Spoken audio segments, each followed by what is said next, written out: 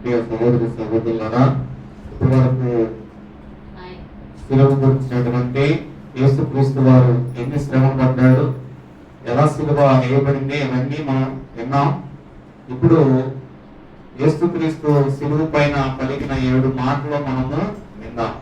9 గంటల కాడ నుంచి 12 గంటల వరకు 3 మాటలు పలికారు. 12 గంటల కాడ నుంచి 3 వరకు 4 మాటలు శిలువలో పలికారు. మొదటి మాట ప్రభు కీర్తన వచ్చి మొదటి మాట చదివి వినిపిస్తుంది. ప్రభు కీర్తన లోక శుభవార్త 23వ అధ్యాయము 34వ వచనం చదివి మనకి ప్రభు కీర్తన వినిపిస్తుంది. చదువు బైబిల్ చూద్దాం.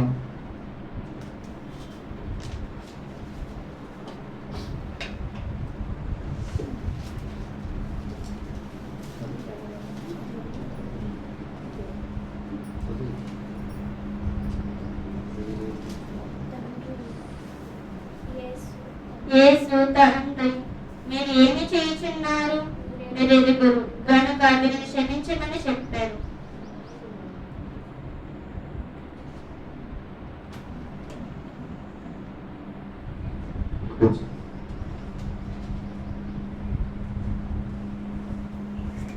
తండ్రి మీరేం చేస్తున్నారు, మీరు ఎదుగురు కనుక వీరిని క్షమించు. ఈ మాటలో మనం చూస్తే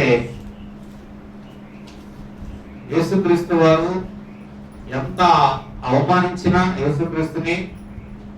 యేసుక్రీస్తుని ఎంతగా ప్రజలందరూ దూషించినా, ప్రజలందరూ చేత దేశించబడినా, అధికారుల చేత పెద్దల సభ వారు వాళ్ళని కూడా ఏమి మాట కొల్లెత్తి మాట యేసు ప్రభు ఆయన రాత్రి 12 గంటల సమయంలో పట్టుకున్న తర్వాత కూడా యేసుక్రీస్తు వారు వాళ్ళ స్వాధీనంలో వెళ్ళిపోయిన తర్వాత కూడా వారిని ఒక మాట కూడా అనలేదు.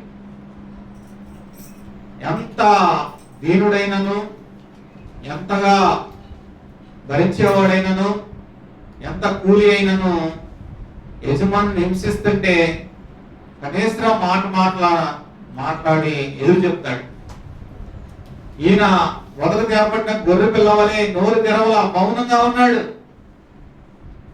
అంతేకాకుండా వాళ్ళ పైన శివరాత్రికి క్షమాపణ అనేది కూడా, ఎందుకనంటే క్షమాపణ చెప్పకపోతే తండ్రి వీరు ఏం చేస్తున్నారు, వీరు వెలుగురు కనుక వీరిని క్షమించు అనే ఆ మాట చెప్పకపోతే ఏమో ఒకవేళ దేవుడు మనసు మారి తన దైవదూతలు అసలు ఆ భూలోకి తొంగి చూస్తున్నారంట. ఏ క్షణంలో దేవుడు పంపిస్తే వెళ్ళి అందరిని ఏం చేద్దాము, తీసేద్దాం. ఎందుకంటే దైవ కుమారుడు ఏం జరుగుతున్నాయో వాళ్ళకి అర్థం కావట్లా.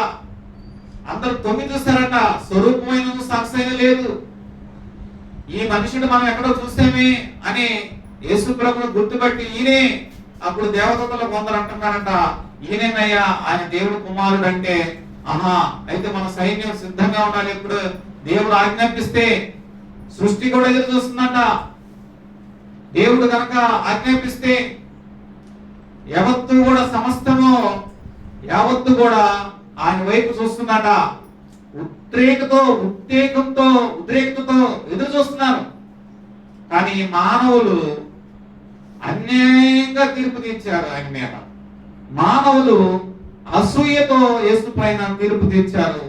యేసు పైన అన్యాయంతో అందరూ యేసు ప్రభు మీద అన్యాయపు మాటల చేత యేసయ్యని ఆ అన్యాయపు తీర్పుగా అప్పగించారు. అయితే ఈ మాటలో 2 కనిపిస్తున్నవి. ఏమిటనంటే చూస్తే మొదటిగా క్షమాపణ కనిపిస్తుంది. ఈ మాటలో ఏం కనిపిస్తుందండి? తండ్రి వీరు ఏమి చేయించినా వీరి వెలుగురు కనుక వీరు క్షమించు అనే మాట క్షమాపణకు గుర్తుగా ఉన్నది. 2వ మాట చూస్తే ఇందులో త్యాగము ఏం కనిపిస్తుంది?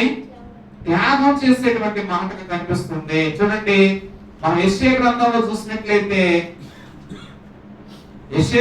చూసినట్లయితే మనము అక్కడ ఎంత త్యాగం పూర్తిగా ఇక్కడికి వచ్చాడు యేసు ప్రభు వారు మనకు అర్థమవుతుంది. యెషయా గ్రంథం 6వ అధ్యాయము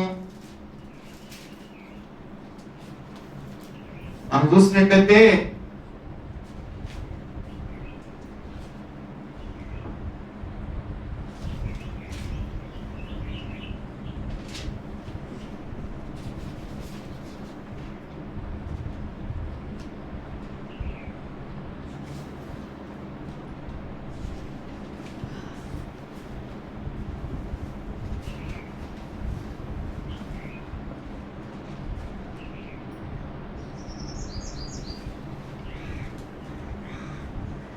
ఆరాధ్యం చూడండి,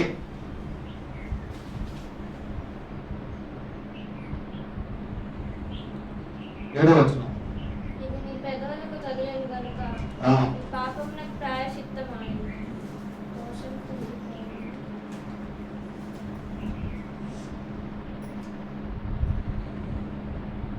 ఎనిమిదో వచనం. అప్పుడు నేను ఎవరిని పంపుతానని ఎవడు ప్ర- ఎవడు నా నిమిత్త పోవునని ప్రభు సెలవిస్తున్నాడు. ఇంటిని చిత్తగించము, నేనున్నానని అనగా.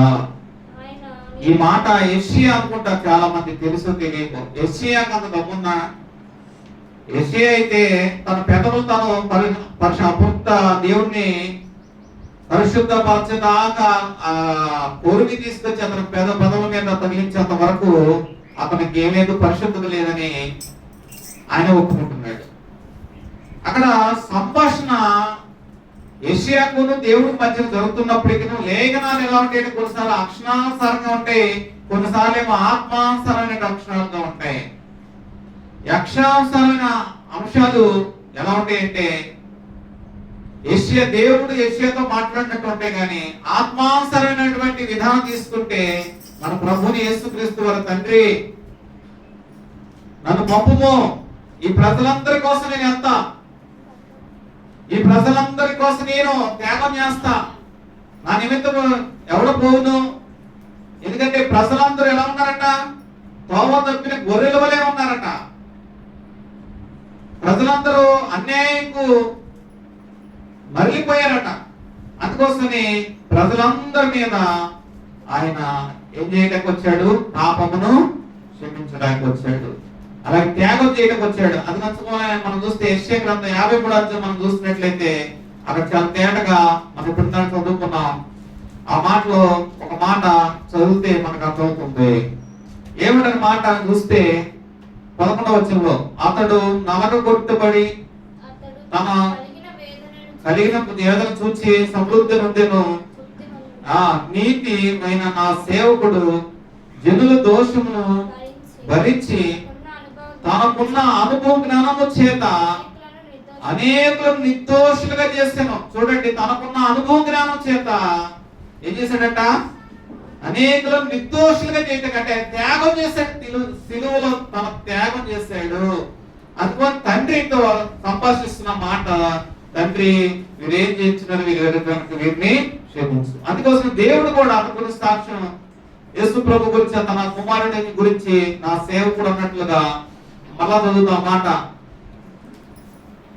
అతడు తనకు కలిగిన వేదన బట్టి సమృద్ధి నొందెను. చూడండి, సిలువలో అంత బాధపడుతుంటే ఆయన సమృద్ధి నొందుతారు. ఎవడన్నా గొప్పన టేబుల్ మీద మంచి భోజనం పెట్టి తింటారు, అంతేనా? దెబ్బలు కొడుతుంటే లేకపోతే అవమానిస్తుంటే ఆయన సమృద్ధి నొందాడట. నుండి ఎలా అన్నాడు, నీతిమంతుడైన నా సేవకుడు జనుల దోషములను తన అనుభవించి ఏం చేశాడట, తనకున్న అనుభవ జ్ఞానము చేత అనేకులను నిర్దోషులుగా చేశాడట. అది యేసు ప్రభువులో ఉన్న గొప్పతనం. ఆయన 3 మేకులు పీక్కోలాగే కాదు, లేకపోతే ఆయన ఇతరులను లేకపోతే ఏం చేయలేక శిక్షించలేక కాదు. తాను ఎందుకు వచ్చాడంటే, నీతిమంతుడైన యేసు ప్రభు ఎందుకు వచ్చాడు, ఈ భూమి మీదకి ఎందుకు వచ్చాడంటే, ఆయన సిలువ పైన అలా వేలాడుతూ 2 చేతులు వేలాడుతూ కూడా ఆ 3 చాలా మంది అభాసిస్తున్నారు యేసు ప్రభుని. అక్కడ 23వ అధ్యాయంలో మనం చూసినట్లయితే అందరూ అన్నారు, వీడు క్రీస్తు అయితే వీడు ఆ సిలువ తను రక్షించుకోలేడా అని అభాసిస్తున్నారు. ఈ రోజు కూడా చాలా మంది అంటున్నారు కదా, యేసు నిజమైన దేవుడైతే ఆ 3 మేకులు పీక్కోలేనాడు, నన్ను రక్షిస్తాడంట అని ఎగతాళి చేస్తున్నారు యేసు ప్రభుని. ఆయన 3 మేకులు పీక్కోలేదు కాదయ్యా, ఆయన కనుక 3 మేకులు పీక్కుంటే, ఆయన కనుక సిలువ పైన మరణించకపోతే, ఇదిగో ఈ రోజున నీవు నేను ఆ రక్షణ లేదు. ఆయన రక్తం కనుక సిందించకపోతే ఆయన ఒక్క మారే. అందుకే ఎబ్రీ పత్రికలో ఒక మాట ఉంటుంది, ఆయన ఒక్క మారి ఏం చేశాడంటే ఆయన తను తాను అర్పించుకొని ఇక దాన్ని ముగించెను. గొర్రెల రక్తం మేకల రక్తం వలన ఈ మనుషులకి విమోచన లేదు కనుక తానే బలి పశువుగా తానే ఆ బలి అర్పించి ఆ యొక్క గొప్ప వేదిక దగ్గర బలి అర్పించే ఆ పరిశుద్ధ స్థలములో ఆయన తానే ఏం చేశాడంటే బలిగా అర్పణయి దాన్ని ఇక ముగించేశాడు. ఇక ఎవరు కూడా బలులు అర్పించాల్సిన అవసరత లేదు. ప్రజలందరికీ విమోచన చేసింది. అందుకోసమని ఆయన అన్నిటిని భరించాడు శిలువపై. అందుకోసం తండ్రితో అంటాడు, తండ్రి వీరు ఏమి చేసినా వీరు వెలుగు గనక వీరిని క్షమించు. 2 మాటలు. ఒకటేమో ఆ అందరి పైన ఏం కనిపిస్తుంది? క్షమాపణ కనిపిస్తుంది. రెండోదేమో అందరి కోసం చేసిన త్యాగం కనిపిస్తుంది. దేవుడు ఈ మొదటి మాట దీవించిన గాక. ఆమేన్. ప్రార్థన చేసుకుందాం.